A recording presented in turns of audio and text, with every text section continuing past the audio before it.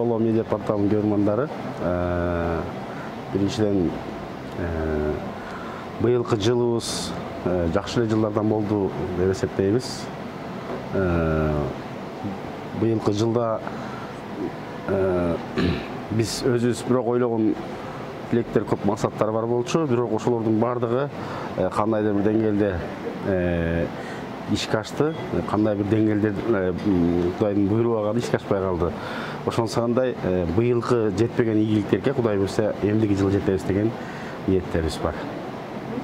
Гүлнур эже, негизи эле ырчылардын жубайлары аябай өзүнчө бизнес-вумен болушу же болбосо өзгөчө бир жаратылыштар жаратат. Сиз быйыл эмне кылдыңыз? Мен негизи эле башынан эле бизнесте эле жүрчүмүн. Сахнада ошо бардыгын айтып тамашалап күлүп калчумун. Мен мүзүрдүн жанына барганда эле ырчы болуп калам депчи. Калган убакта ошол биз ушул үйлөнгөн эле ошо 19-20 жылдан бери эле соода жаатында келем. Дагы деле ошондо элемин.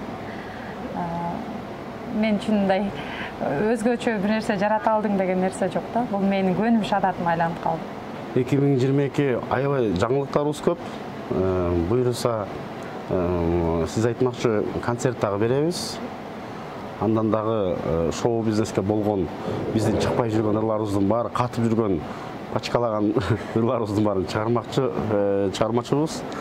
Андан сырткары ошол элге ошол жакшы маанай тартуулап, региондорго Кудай буйруса концерт тартуулап иштеп турабыз. Чейин азыр элге тартууланбаган 10дон ашык ыр бар. Ошону ошо эл журтубузга канчадан бери мындай сөз берип өзүбүздүн көрөрмандарга орусча айтмакчы обещать эткенбиз. Ошолордун баарын 2022 бардыгын бергени турабыз. Болгондо да ушу клип менен ошо көрөрмандарыбызды ошого Кудай буйруса аттанып турабыз. Көрөрмандарыбызды ошол клиптерибиз менен, жаңырларыбыз менен Кудай буйруса кубандырабыз деп турабыз. Быйылкы жылы жетпеген ийгиликтерге Кудай буйруса эмдиги жылы баарыңыздарга жетишиңиздерди кааламакчыбыз.